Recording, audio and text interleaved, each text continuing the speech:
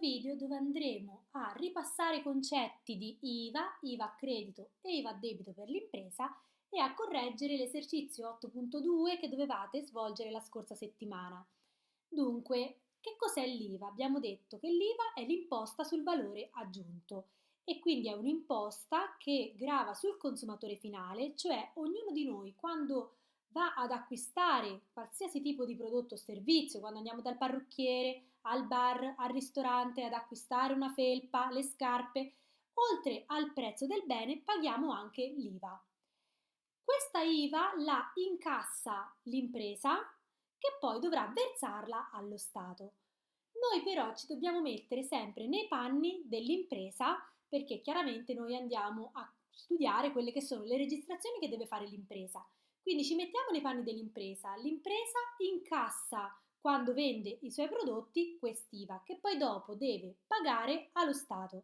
Quindi quando l'impresa vende avrà un IVA a debito perché chiaramente quell'IVA che riceve dal cliente la dovrà poi girare allo Stato.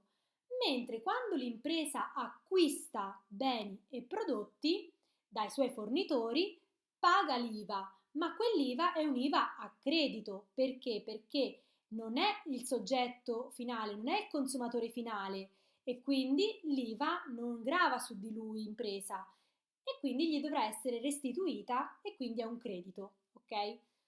In questo esercizio che cosa dovevate fare? Dovevate andare a individuare l'IVA sugli acquisti, l'IVA sulle vendite e poi quant'è che l'impresa deve versare allo Stato e quindi la liquidazione dell'IVA oppure saldo IVA. Il testo diceva che l'impresa Renato Barra nel mese di novembre ha effettuato acquisti per 44.700 euro più IVA al 22%.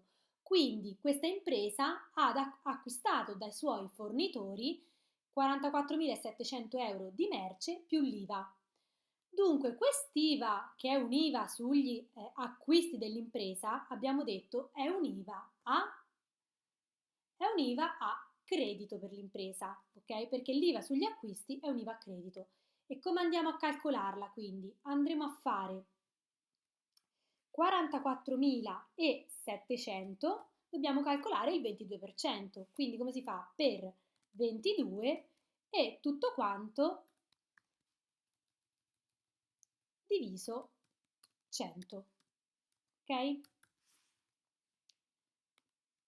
Andiamo a vedere quanto fa, quindi 44.700 per 22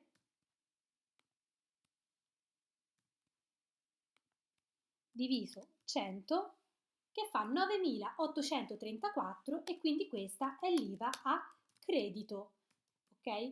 Perché l'impresa l'ha pagata ai suoi fornitori, ma l'imposta non grava sull'impresa ma soltanto sul consumatore finale e quindi l'impresa registra un aumento dei suoi crediti. Dall'altra parte invece il testo ci dice che l'impresa incassa 58.200 euro dalla vendita dei suoi prodotti e servizi con IVA del 22%. Quindi quant'è l'IVA sulle vendite dell'azienda? Allora andremo a calcolare il 22% di 58.200. Quindi faremo 58.200 per 22 diviso 100. Andiamo a calcolarlo.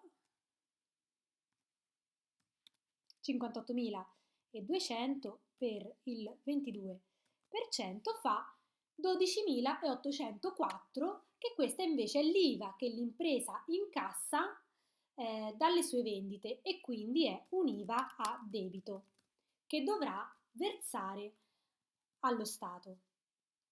Quindi però l'IVA a debito è 12.804, l'IVA a credito 9.834. Per fare il saldo, per scoprire quant'è che effettivamente l'impresa deve pagare allo Stato, faremo la differenza tra l'IVA a debito e l'IVA a credito. Quindi l'IVA a debito meno IVA a credito. E quindi l'IVA a debito era 12.804, meno 9.834. Andiamo a vedere quanto fa. Quindi IVA a debito meno IVA a credito sono 2.970 euro che l'impresa dovrà versare allo Stato e quindi è il saldo IVA a debito.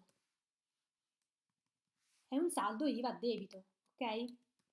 Perché l'impresa deve andare a versare allo Stato 2.970 euro. Quindi la cosa importantissima che vi dovete sempre ricordare è che l'IVA che l'impresa incassa sulle vendite è un IVA a debito, mentre l'IVA che l'impresa paga sui suoi acquisti è un IVA a credito.